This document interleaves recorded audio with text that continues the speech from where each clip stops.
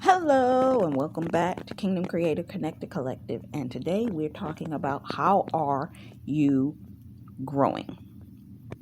There are a lot of people that come on to start building something. And what ends up happening is some people deal with a lot of frustration due to the fact that subconsciously, the thing that they are passionate about, they don't really want to turn it into a brand or a business because they're afraid that it's going to take all of the fun out of it because they're thinking about it in the format of business. And the rabbit hole you jump into when you go into a business mindset about something you're passionate about, it takes the passion about it away to a degree when all it is work. 10% of your creativity is the upfront of the business, but 90% of the back end work has nothing to do with your creativity. So a lot of people that are creatives, they come into these creative fields with a desire to be creative, but end up creating their own job. And as a creative, I completely understand where they're coming from because you hit that point where you're not in your creative mode and you're focusing on analytics, numbers. Is this making money? Is there budgeting for this? You're thinking about, I have to hire a team. I got to talk to my team all the time. This becomes a way too planned, analytical. You got to have meetings, then you're going here and there, and it becomes more job. Great, dream job, 100%. But you end up in a headspace where what used to be fun to you no longer is fun. Now, some people know how to balance this by having 50% of what it is that they do be work related, while the 50% that they enjoy doing, they do for themselves. Meaning they have 50% that they just do because they enjoy doing it. That way they do not lose the love for it. They do not lose the creativity for it. But the irony is a lot of people will tell you that, yeah, do or create a career around what it is that you love doing, and that will get you through the hard parts. But what I noticed, I remember I was reading a book by Dean Garizio, and he talked about you need to delegate the tasks that you do not desire to do to other people. That way, you're remaining in your creative space.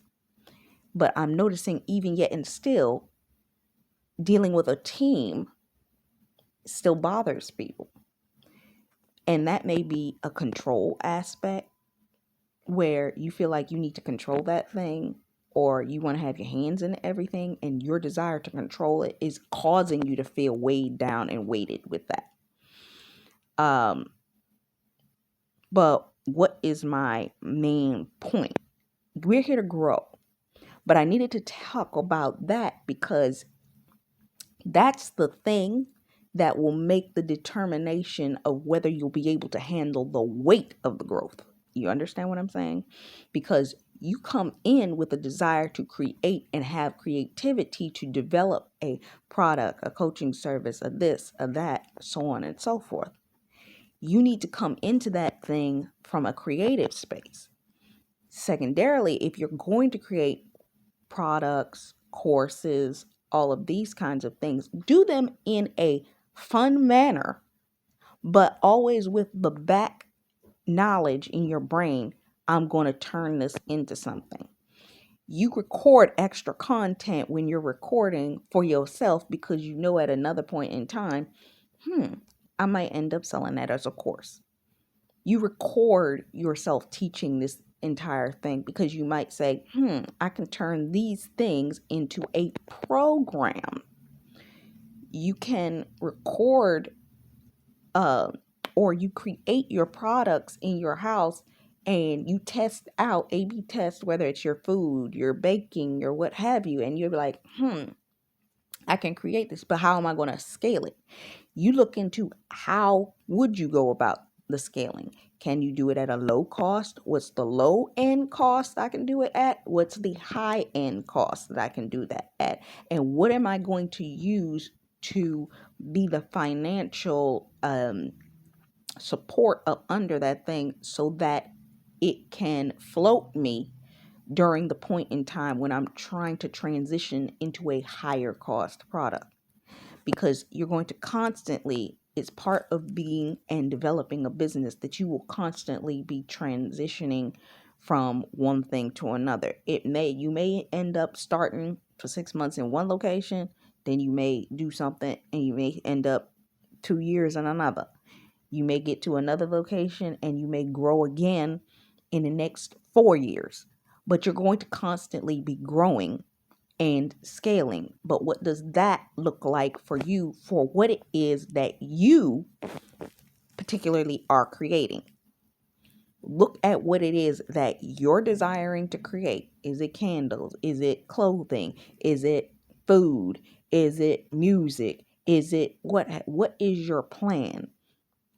I remember when I was in high school, they used to always ask us, what is your 5-year plan? What is your 10-year plan? Now, some people, depending on the type of mindset you are, some people are just doers and some people are planners. I'm a little bit of both. I will do something, but when it comes down to all of that analytical, all that stuff, I have to plan that out. I have to check that in a plan at another point in time. But in most cases, I'm just a doer. Just go on, do it, boom, boom, boom. I will scale it. I will take what I have. I will restructure it. I will reframe it. I do all that afterwards because I'm a doer. A doer just does. So understand what the direction is that you want to go and how you want to scale. What will happen, and I'm seeing this with a lot of YouTubers, is the reason that they're leaving is because they either, one, can't handle the weight of the shift of what is necessary in order to continue to run their brand. And it became so big that they can't maintain it. Two, the ability to maintain it, it becomes tiring. Three, the evolution of what it is that they desire to do on their channels, on whatever it is, they got caught up in one niche, and because they got caught up in one niche and didn't diversify, caused them to not be able to grow because they got stuck in one lane. Think about actors. You know how when actors get stuck in one role and they can't seem to get no other roles when they want to change the way people view them. Same thing. So think about this. But on top of that, think about, do you want to create a membership? What does a membership look like for you?